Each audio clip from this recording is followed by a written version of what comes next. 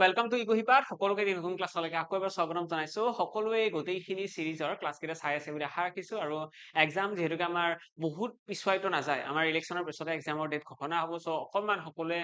Ready হৈ আছে বুলি মই আশা কৰিছো খুব ধুনীয়াকৈ পঢ়ি থাকা আৰু এই প্লেলিষ্টখনত আমি অলৰেডি মেথছৰ বহুত কেইটা চেপ্টাৰ কমপ্লিট কৰিছো যিসকলে প্ৰথমবাৰৰ কাৰণে আজিৰ এই ভিডিঅ'টো চাই আছে আৰু জনাব বিচাৰো আমি কমপ্লিট মেথছৰ এটা সিৰিজ ষ্টাৰ্ট কৰিছো for Assam police and Assam forest exam ইয়াতে তোমালোকে এই সিৰিজটোত কি পাবা অলৰেডি বহুত কেইটা ভিডিঅ' আপলোড হৈ গৈছে যদি তোমালোকে এতিয়ালৈকে চোৱা নাই তোমালোকে সাৰ্চ কৰিবা মেথছ বাই নিৰ্মল ছাৰ কমপ্লিট মেথছ বাই নিৰ্মল ছাৰ সো তোমালোকে প্লেলিষ্টখন পাই যাবা ঠিক আছে প্লেলিষ্ট বনোৱা আছে আৰু যদি তেনেকৈ বিচাৰি পোৱা নাই তোমালোকে ইকুহিপাত ইউটিউব চেনেলটোৰ যেটো প্লেলিষ্ট সেকশন আছে তাত গৈ পেলাই সাৰ্চ কৰিলেও পাই যাবা ঠিক আছে ওকে তো আমি অলৰেডি কি চেপ্টাৰ কমপ্লিট কৰিছো আমি অলৰেডি কমপ্লিট কৰাৰ ভিতৰত এই চাৰিটা চেপ্টাৰ আমাৰ কমপ্লিট হৈছে নেক্সট আমি স্টাৰ্ট কৰিছিলো লাষ্ট ক্লাছৰ পৰা যে ৰেশিয়ান প্ৰপৰচন আৰু এই ৰেশিয়ান প্ৰপৰচনৰ যদি কথা কওঁ এইটো চেপ্টাৰৰ আমি যিখিনি বেসিক আছিলে যিখিনি নলেজ আমি ল'ব লগা আছিলে যে ৰেশিও এণ্ড প্ৰপৰচন মানে কি অনুপাতে কেনেকৈ কাম কৰে তাৰে ভালোখিনি কথা আমি কমপ্লিট কৰিছিলো আজি অকনমান কথা আৰু আৰম্ভ কৰি পেলাই তাৰ পাছত আমি কুৱেশ্যনৰ ফালে আগবাঢ়িম আমি আজি ডিস্ট্ৰিবিউশনৰ কুৱেশ্যনটো কৰিম মই ক্লাছবিলাক বেছি কমপ্লিকেটেড নাৰাখো ইজি ৰাখিম 10-15 মিনিটত আমি যদি ডিস্ট্ৰিবিউশন বুজি পাই যাওঁ আমি ক্লাছটো খতম কৰিম আমি মানে বস্তুবিলাকক যিমান পাৰো সিমান ইজি ৰাখিব বিচাৰিম কাৰণ যোৱাৰ ক্লাছটো ইয়াৰে আগৰ ক্লাছটো অকমান দীঘলীয়া আছিলে তাৰ আমি বহুতখিনি কথা শিকিছিলো অকমান সামাৰাইজ কৰি দিছো কাৰ কিমানৰ মনত আছে সকলোৱে জনাই যাবা কমেন্ট বক্সত যদি মনত আছে সকলোৱে জনাবা যে আছে গোটেইখিনি মনত ওকে তো আমি যদি চাও আমাৰ কি আছিলে প্ৰথম পইণ্টটো আছিলে অনুপাত হবলৈ হলে কোনো উমৈহতীয়া সংখ্যাৰে কি হৰণ যাব নোৱাৰে আৰু সিম্পলেষ্ট ফৰ্মত থাকিব লাগিব হয়নে অনুপাতৰ সংখ্যা এটা কি হ'ব লাগিব একদম কটাকটি যায় সৰু সংখ্যা হ'ব লাগিব যাতে তাতকৈ আৰু বেছি কটাকটি কৰিব নোৱাৰি নেক্সট পইণ্ট অনুপাত কেতিয়াও ভগ্নাংশত নাথাকে যদি ভগ্নাংশত থাকে কনভাৰ্ট কৰিব লাগিব থাৰ্ড পইণ্টটো কি আছিলে অনুপাতৰ ইউনিট সেম হ'ব লাগিব ইউনিট যদি বেলেগ আমি এইটো কি কৰিব লাগিব সেম বনাব লাগিব হয়নে নেক্সট পইণ্টটো আছিলে অনুপাতত যদি ইকুৱেশ্যনৰ কথা হয় ইকুৱেশ্যন এটা যদি সমীকৰণ এটা দি দিয়ে 5a 6b এনেকুৱা টাইপৰ কিবা যদি ইকুৱেশ্যন থাকে তাৰ পৰা আমি অনুপাত উলিয়াব জানিব লাগে আৰু সেইটোৰ কাৰণে আমি প্ৰচেছ শিকিছিলো যত আমি কি কৰো ইনভাৰ্স কৰি দিও ইনভাৰ্স কৰি দিলে আমাৰ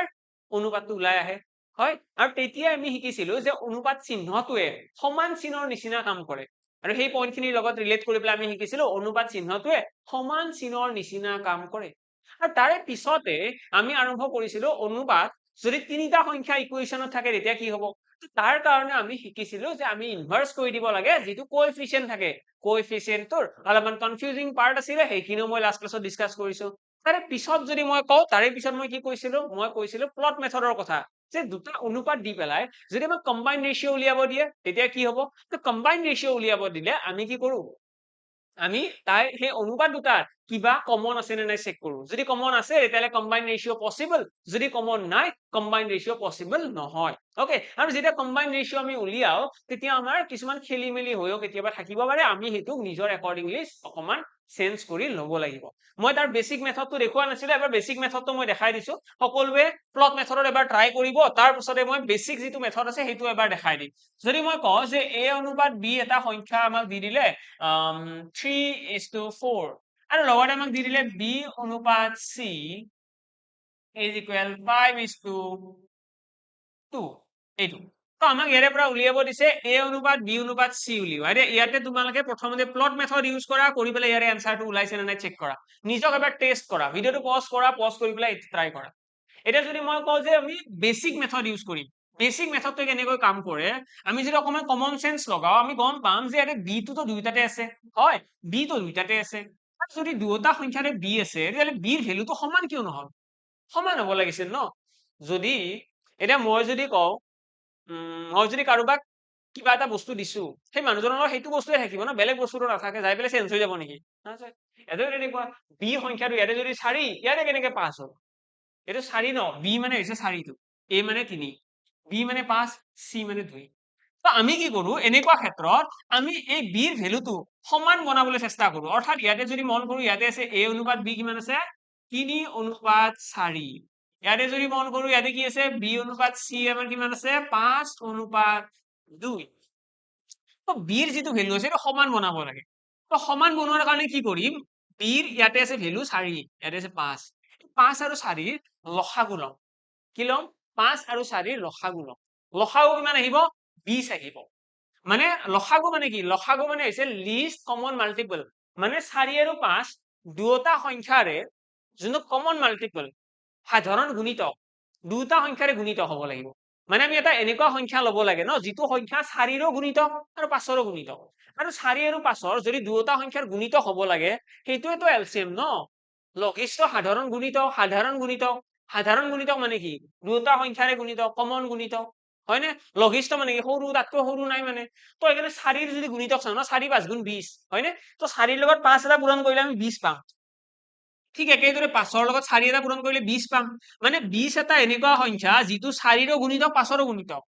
আৰু সকলোতকৈ সৰু তাতকৈ সৰু নাই যদি মই 4 কাউন্ট কৰো ন 4 1 যা 4 4 2 গুণ 8 4 3 গুণ 12 4 4 গুণ 16 এই গোটেইকেইটা সংখ্যা এই যে পালো 16 লৈকে এই এটা সংখ্যাও 5ৰ গুণিতক নহয় কিন্তু 4 5 গুণ কি 20 20 সংখ্যাটো 5ৰো গুণিতক বুজি পালা তো আমি কি কৰিছো দুয়োটা সংখ্যাৰ এটা কমন গুণিতক এটা লৈছো সাধাৰণ গুণিতক আৰু এই সাধাৰণ গুণিতকটো লৈ পেলাই এতিয়া দেখিছো যে 4 লগত 5 পূৰণ কৰিলে 20 হ'ব আৰু 5 লগত 4 পূৰণ কৰিলে 20 এতিয়া ইয়াতে যেনেকৈ 5 পূৰণ কৰিছো ন এইফালেও কৰিব লাগিব এইটো হৈছে অনুপাতৰ নিয়ম অনুপাতে কয় যদি এইফালে কিবা পূৰণ কৰিছা এইফালেও কৰিবা যদি ইয়াতে 4 পূৰণ কৰিছো ইয়াতে এটা 4 পূৰণ হ'ব অৰ্থাৎ ইয়াতে আহি গ'ল 8 মানে আমি ফাইনেলি ইয়াতে অনুপাত কিমান পাই গলো 15 অনুপাত 20 ইয়াতে পাই গলো 20 অনুপাত 8 আৰু ইয়াতে আমি দেখিছো যে বিৰ ভ্যালু দুয়োটাৰে সেম আছে আৰু যেতিয়াই দেখিলো যে বিৰ ভ্যালুটো সেম আছে অৰ্থাৎ আমি এইটো কম্বাইন কৰি এতিয়া লিখিবলৈ ৰেডি আমি মানে কি কৰিব পাৰো এৰ ভ্যালুটো 15 লিখি দিলো বিৰ ভ্যালুটো 20 লিখি দিলো আৰু চিৰ ভ্যালুটো কিমান আছে 8 আছে তো আমি এনেকৈ ডাইৰেক্টলি এতিয়া লিখিবলৈ সাজু আমি প্ৰথমতে কি কৰিম ইয়াতে যিকেইটা অনুপাত দিয়া আছে তাৰে কোনটো কমন আছে ফাৰ্স্ট এইটো চাই লোৱা তো কমন আছে বি তাৰপিছত বিৰ ভ্যালু দুটা সমান বনোৱা বিৰ ভ্যালু ইয়াতে আৰু ইয়াতে দুইটাৰ সমান বনাই দিয়া আৰু এবাৰ যেতিয়া বিৰ ভ্যালুটো সমান হৈ যাব তাৰপিছত গোটেইখিনিক লগ কৰি গলে লিখি দিয়া কাম খতম জাস্ট লগ কৰি লিখি দিছো মই এৰ ভ্যালুটো এৰ তলত বিৰ ভ্যালু তলত চিৰ ভ্যালুটো চিৰ তলত লিখি দিছো আৰু এইটোৱে হৈ গ'ল আমাৰ কম্বাইন ৰেশিও এতিয়া ইয়াতে ইহঁতক কটাকটি কৰিব পৰা যাব জানো নাযায় 2ৰে আমি 8ক পাৰিম 2ৰে 20ক হৰণ কৰিব পাৰি কিন্তু 2ৰে 15ক নাযায় ন 5ৰে 15ক পাৰি 20ক পাৰি কিন্তু 8ক নাযায় ন তো সেইকাৰণে আমি এই তিনিটা সংখ্যা কটাকটি কৰিব আৰু নোৱাৰো আৰু এনে এইটোৱে হৈছে আমাৰ বেসিক মেথড আৰু প্লট মেথডটো লাষ্ট ক্লাছতে শিকিছো ন প্লট মেথড লাষ্ট ক্লাছতে গৈছে আজিৰ ক্লাছত এইখিনি শিকিলো এতিয়া ইয়াৰে পাছত আৰু কেইটামান বস্তু শিকিব লগা আছে নেক্সট হৈছে কম্পোজিট ৰেশিও কম্পাউণ্ড ৰেশিও বুলিও কয় কম্পাউণ্ড ৰেশিও যৌগিক অনুপাত কম্পাউণ্ড ৰেশিও মানে কি কম্পাউণ্ড ৰেশিও তোমালোকে ষ্টাৰ মাৰ্ক কৰি লিখিবা যৌগিক অনুপাত বুলি লিখা তাৰপিছত ষ্টাৰ মাৰ্ক কৰি লিখিবা যদি তোমালোকক কোনোবাই কয় যে এ অনুপাত বি হৈছে 2:3 তাৰপিছত তোমালোকক কৈ দিলে বি অনুপাত চি নহয় চি অনুপাত ডি লৈ লোৱা চি অনুপাত ডি কৈ দিলে 4:1 এতিয়া ইয়াৰে পৰা যদি আমাক কয় কম্পাউণ্ড ৰেশিও উলিওৱা যৌগিক অনুপাত কম্পাউণ্ড ৰেশিও মানে হৈছে আমাক যিকেইটা অনুপাত দিয়া আছে আমাক কেতিয়াবা দিয়াই থাকিব এক্সামত প্ৰায়ে হ'ব আমাক অনুপাত দি দিব দি পেলাই ক'ব ইয়াৰে কম্পাউণ্ড ৰেশিও উলিওৱা কম্পাউণ্ড ৰেশিও বুলি ক'লে মনত ৰাখিবা যিকেইটা অনুপাত আছে সেইকেইটা পূৰণ কৰিব লাগে চিম্পলি পূৰণ কৰিব লাগে আৰু একো মাথা মাৰিব নালাগে ঠিক আছে চিম্পলি পূৰণ মানে ইয়াৰে যিটো প্ৰথম সংখ্যা ইয়াৰে প্ৰথমটোৰ লগত পূৰণ ইয়াৰে যিটো ছেকেণ্ড নাম্বাৰ ইয়াৰে ছেকেণ্ডটোৰ লগত পূৰণ যদি ইয়াতে তিনিটা অনুপাত থাকিলে তেনে এ অনুপাত বি অনুপাত চি তৃতীয়টোৰ লগত পূৰণ দ্যাটছ ইট তো এই দুইটো পূৰণ কৰিম 4ৰ লগত 4 দুগুণ কিমান 8 তিনিটো পূৰণ কৰিম 1ৰ লগত 3 গুণ 3 হয় নে তো 8 অনুপাত 3 হৈ গ'ল আমাৰ কম্পাউণ্ড ৰেশিও খুব সিম্পল হয় একো টাফ নহয় এইটো একো এনেকুৱা ৰকেট সায়েন্স নাই জাস্ট কি কৰিব লাগে প্ৰথম সংখ্যাটো প্ৰথমটোৰ লগত পূৰণ দ্বিতীয়টোৰ সংখ্যা দ্বিতীয়টোৰ লগত পূৰণ আমি এক্সামত মনত ৰখাৰ কাৰণে আমি শৰ্ট ট্ৰিকত এনেকৈ মনত ৰাখো যে এ অনুপাত বি তাৰপিছত এ অনুপাত বি অনুপাত সৰি চি অনুপাত ডি আৰু ই অনুপাত এফ যদি এনেকুৱা অনুপাত থাকে ন আৰু ইহঁতৰ যদি কম্পাউণ্ড ৰেশিও উলিয়াব দিয়ে তা কম্পাউণ্ড ৰেশিও ইয়াতে আমাৰ হ'ব কম্পাউণ্ড ৰেশিও আমাৰ হ'ব এ চি ই অনুপাত বি ডি এফ বুজিলা তো এৰ লগত চি পূৰণ কৰিছো চিৰ লগত আকৌ ই পূৰণ কৰিছো প্ৰথম কেইটা ন দেন আকৌ বিৰ লগত ডি পূৰণ লগত এফ এইটো হৈ গ'ল আমাৰ কম্পাউণ্ড ৰেশিও এনেকৈ কম্পাউণ্ড ৰেশিও উলিয়াই নেক্সট আমি এতিয়া জানিব লাগিব ডুপ্লিকেট ৰেশিও এ অনুপাত বি আমাক এনেকুৱা অনুপাত দিয়া থাকে এ অনুপাত বি ডুপ্লিকেট ৰেশিও উলিওৱা ডুপ্লিকেট মানে বৰ্গ অনুপাত ডুপ্লিকেট মানে কি বৰ্গ অনুপাত ডুপ্লিকেট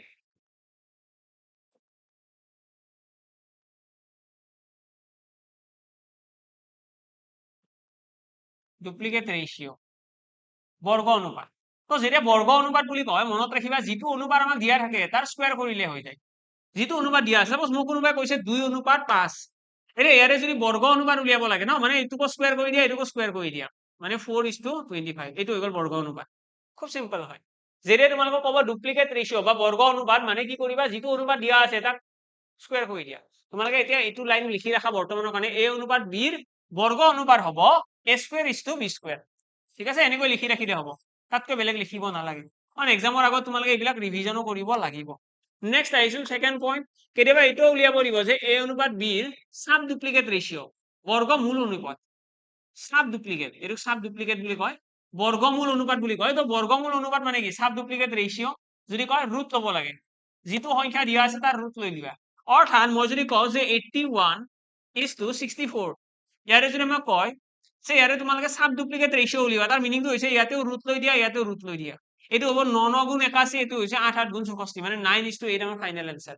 তো যেতিয়া তোমালোকক সাব ডুপ্লিকেট বুলি ক'ব তোমালোকে এনেকৈ ৰুট লৈ দিলে হ'ল বেলেগ একো কৰিব লগা নাই তাৰপিছত কি দিব পাৰে ট্ৰিপ্লিকেট ৰেচিঅ' আমাক উলিয়াব দিব ট্ৰিপ্লিকেট মানে কি ট্ৰিপ্লিকেট ৰেচিঅ' মানে কি হয় ট্ৰিপ্লিকেট ৰেচিঅ' মানে হৈছে আমাৰ যিকেইটা ইয়াতে অনুপাত দিয়া আছে a অনুপাত b then triplicate ratio'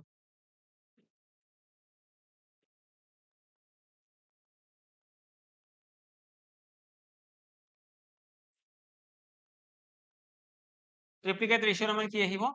a cube b cube cube triplicate অসমীয়াত কয় ঘন অনুপাত a অনুপাত b ৰ ঘন অনুপাত হ'ব a cube is to b cube just যিকেইটা অনুপাত আছে তাক কিউব বনাই দিব লাগে যদি মই কওঁ 2:3 এটা অনুপাত ইয়াৰে ট্ৰিপ্লিকেট ৰেচিঅ' ওলাব লাগে মানে দুয়োফালে কিউব কৰি দিয়া 2 কিউব মানে হৈছে 8 3 কিউব মানে হৈছে 27 তো এইটো হৈ গ'ল আমাৰ ঘন অনুপাত ওকে ঠিক একেদৰে আমি নেক্সট লিখিম a অনুপাত b ৰ সাব ট্ৰিপ্লিকেট ৰেচিঅ' একেই হয় জাস্ট এই ডুপ্লিকেট ট্ৰিপ্লিকেট সাব ডুপ্লিকেট সিমিলাৰ গোটেইকেইটা সিমিলাৰ তো ইয়াৰে যদি মই কওঁ নেক্সট a অনুপাত b আমাক দিয়া আছে দি পেলাই আমাক কইলে সাব ট্রিপ্লিকেট মানে কি হয় কিউব রুট ঠিক আছে triplicate ratio sub triplicate ratio মানে কি হয় cube root a is to cube root b ঠিক আছে কিউব রুট মানে কি কিউব রুট মানে কি যিসকলে গম নোপোৱা সিহঁতৰ কাৰণে মই এক্সপ্লেইন কৰি দিছো কিউব ৰুট মানে হৈছে আমি যেতিয়া ৰুটৰ কথা কওঁ ওকে তাৰ মাজতে মই জনাই দিওঁ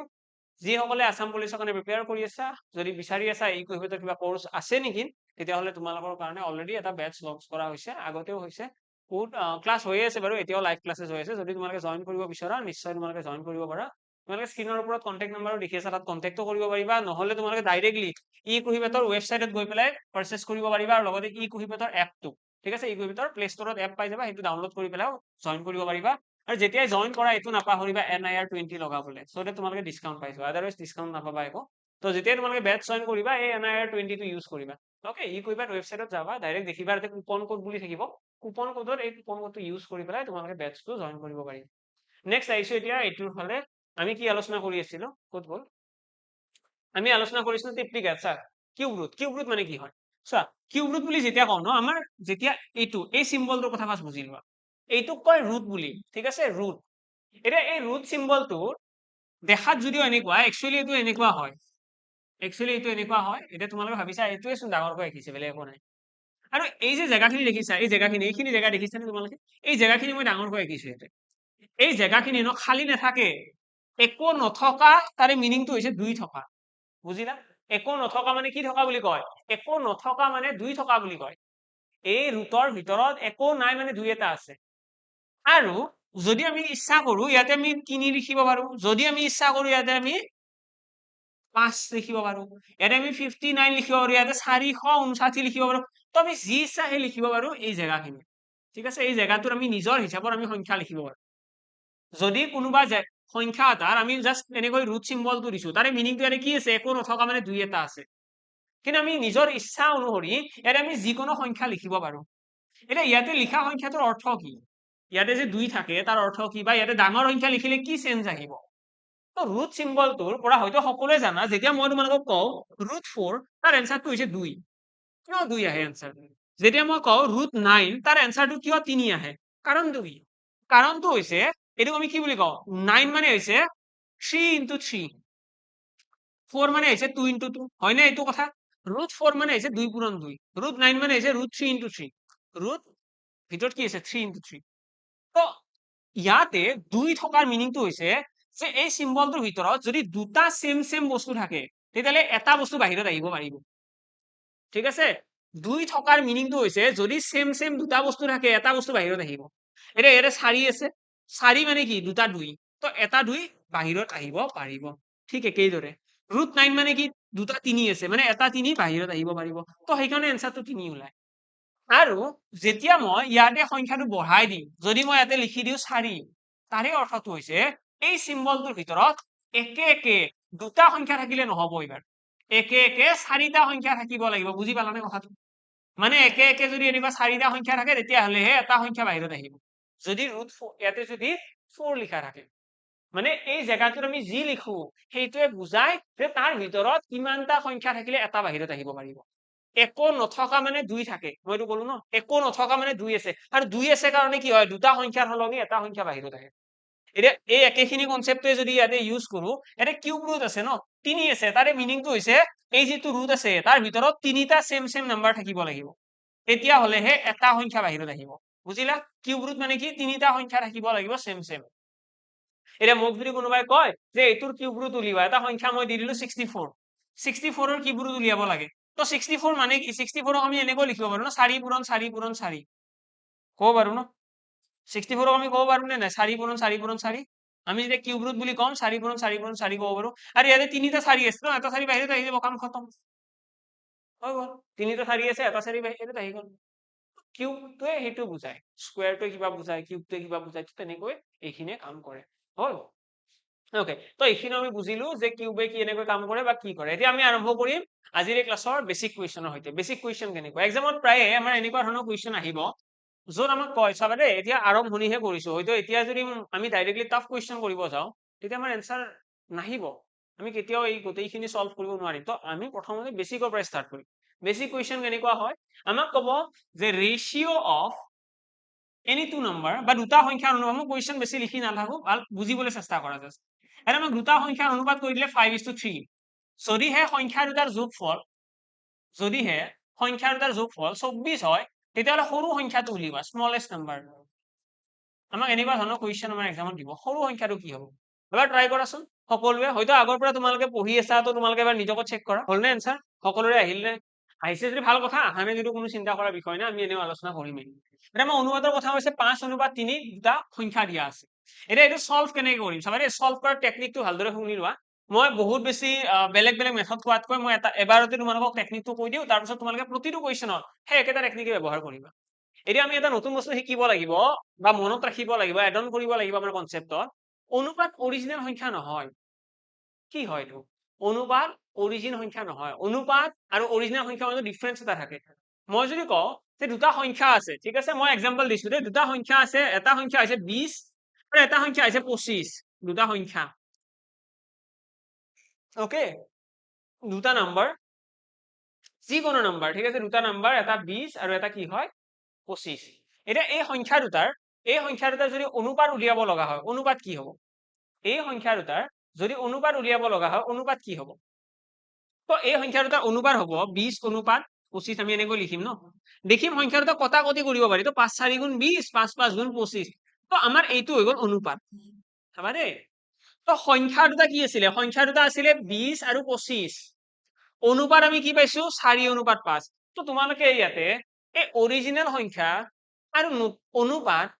একেই দেখিছা নে বেলেগ বেলেগ দেখিছা? তো তোমালোকে দেখিবা যে অৰিজিনেল সংখ্যা বেলেগ আছিলে আৰু অনুপাত বেলেগ, মানে ইয়াৰে পৰা আমি কনক্লুজন লওঁ যে অনুপাত কেতিয়াও অৰিজিন সংখ্যা নহয়। মানে ইয়াতে যে আমাক কৈছে যে দুটা সংখ্যাৰ অনুপাত 5:3, আমাক কুৱেশ্যনত এনেকৈ কৈছে ন, দুটা সংখ্যাৰ অনুপাত 5:3, যদিহে সংখ্যা দুটাৰ যোগফল 24 হয় তেতিয়াহ'লে সৰু সংখ্যাটো উলিওৱা। তো যদি সংখ্যা দুটা অনুপাতেই যদি অৰিজিন সংখ্যা হ'লহেঁতেন, আমি এই দুটা যোগ কৰি চালোহেঁতেন, 5 + 3 = 8 চোন, 24 নহয় চোন, হ'ব লাগিছিল ন 24, কিয় হোৱা নাই? কাৰণ এই দুটা অনুপাতহে, অৰিজিনটো নহয় ন। তো অৰিজিনেল সংখ্যা উলিওৱাটো এটা টেকনিকে হয়। আমি সদায়ে যেতিয়া অনুপাতৰ কুৱেশ্যন দেখা পাম, আমি এইটো বস্তু মাইণ্ডত ক্লিয়াৰিটি ৰাখিম যে অনুপাত মানে অৰিজিন সংখ্যা নহয়, আৰু এইটো আমি ট্ৰাই কৰি দেখিলো ইয়াতে। তো এতিয়া কি কৰা যায়, অনুপাতৰ পৰা অৰিজিন সংখ্যা কেনেকৈ উলিয়াব পাৰি? অনুপাতৰ পৰা অৰিজিন সংখ্যা উলিয়াবৰ কাৰণে কিবা শৰ্ট ট্ৰিক আছে নে ইয়েস শৰ্ট ট্ৰিক এটা আছে অনুপাতৰ পৰা যদি তোমালোকে অৰিজিনেল সংখ্যা উলিয়াব বিচৰা ন তেতিয়াহলে আমি কি কৰিব লাগে অনুপাতৰ লগত x এটা বা ভেৰিয়েবল এটা পূৰণ কৰিব লাগে আমি এটা এনেকুৱা বস্তুৰে পূৰণ কৰিম x y z a b c d কিবা এটা পূৰণ কৰিম কিন্তু দুয়োটাৰ লগত সেমেই পূৰণ কৰিম এনেকুৱা নহয় যে কাৰোবাৰ লগত x কাৰোবাৰ লগত y সেইটো নহয় এইটো সংখ্যাৰ লগত যি পূৰণ কৰিছো ইয়াৰ লগতো সেম তো এনেকৈ আমি ভেৰিয়েবল এটা পূৰণ কৰিম আৰু যেতিয়াই তোমালোকে এনেকৈ x এটা লগাই দিবা ন তেতিয়া আমি ক'ব পাৰিম যে এইটো হৈ গ'ল আমাৰ অৰিজিন সংখ্যা এইটো হৈ গ'ল অৰিজিন সংখ্যা বুজি পালানে কয়বাৰ ৰিপিট কৰিছো অনুপাত অৰিজিনেল সংখ্যা নহয় অনুপাত প্ৰাৰম্ভিক সংখ্যা নহয় অনুপাতৰ পৰা আৰম্ভণিৰ সংখ্যা উলিয়াবলৈ হলে x এটা পূৰণ কৰিব লাগে ওকে ক্লিয়াৰ এতিয়া দুই এজনে ভাবিব এইখিনি কথা জানো হ'ব জলদি কৰক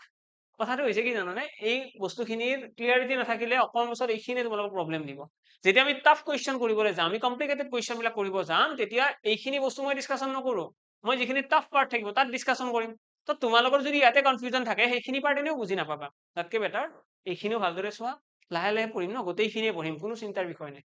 তো আমি দেখিছো এটা সংখ্যা আছে 5x এটা সংখ্যা আছে 3x এই দুটা হৈ গ'ল আমাৰ অৰিজিন এই দুটা আছিলে অনুপাত এই দুটা এতিয়া অৰিজিন ঠিক আছে আমি মানে ক'ব পাৰিম যে প্ৰথম সংখ্যাটো কি 5x দ্বিতীয় সংখ্যাটো 3x এতিয়া আমি চাম যে কুৱেশ্যনত কিবা হিন্ট দিয়া আছে নেকি কুৱেশ্যনত সদায় কি কৰে মানে অনুপাতটো দি থয় আৰু তাৰে লগতে কিবা এটা আমাক ক্লু দিয়ে ক্লু কিবা এটা দিব আৰু হিন্ট এটা যে এইটো ইউজ কৰি পেলাই এনসাৰটো উলিওৱা এতিয়া ইয়াতে যেনেকৈ কৈছে সংখ্যাৰ দুটাৰ যোগফল 24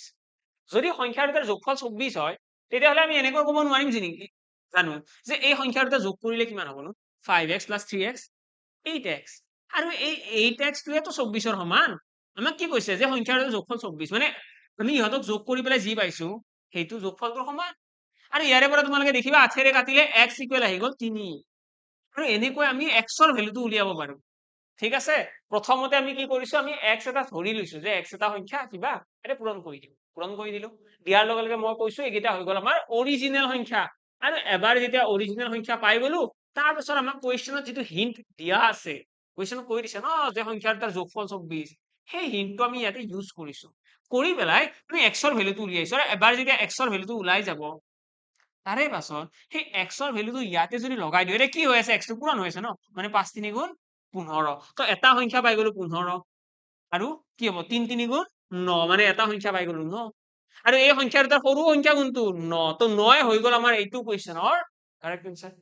ঠিক আছে খতম এবাৰ কাম কৰা মই এইটো ক্লাছটো দীঘলীয়া নকৰো তোমালোকে এই গোটেইখিনিৰ অলপমান আমি কনচেপচুৱেল কথা আলোচনা কৰিলো যেনেকৈ লাষ্ট ক্লাছৰ পইণ্ট আমাৰ আলোচনা কৰিব লগা আছিলে সেইখিনি আছিলে তোমালোকে মোক জনোৱা তোমালোকে বেসিক ৰেশিও গোটেইখিনি বুজি পালানে নাই আৰু মই গ্ৰুপত মেছেজ দিম ঠিক আছে ডেসক্ৰিপশ্যনত এটা হোৱাটছএপ গ্ৰুপ আছে তাতে মই মেছেজ দিম আৰু যিসকলৰ এতিয়ালৈকে কমপ্লিট হোৱা নাই প্লেলিষ্টখন গোটেই চাই খতম কৰা ষ্টাৰ্টিঙৰ পৰা নহ'লে এই ক্লাছবিলাকৰ ৰিলেট কৰিব নোৱাৰিবা আৰু ইয়াৰে পিছৰ আমাৰ যিটো ক্লাছ আহিব এইটো লাইভ ক্লাছ আহিব মই আগতীয়াকৈ জনাই দিম গ্ৰুপত মই লিংক শ্বেয়াৰ কৰি দিম এটা টাইম মই ফিক্স কৰি পেলাই জনাই দিম সকলোকে যে অহাকালি আহিব লাইভ ক্লাছ মই লাইভ ক্লাছ জনাম আৰু সেই লাইভ ক্লাছত সকলোৱে জইন কৰিব লাগে লাইভ ক্লাছত মই এইখিনি ৰিভিজনো ল'ম তোমাৰো সকলোৰে ৰিভিজন ল'ম লগতে আমি নেক্সট কুৱেশ্যনৰ প্ৰেক্টিচ কৰিম ঠিক আছে লগ পাম সকলোকে অন্য এটি ক্লাছত আজিৰ কাৰণে ইয়াতে সামৰিছো থেংক ইউ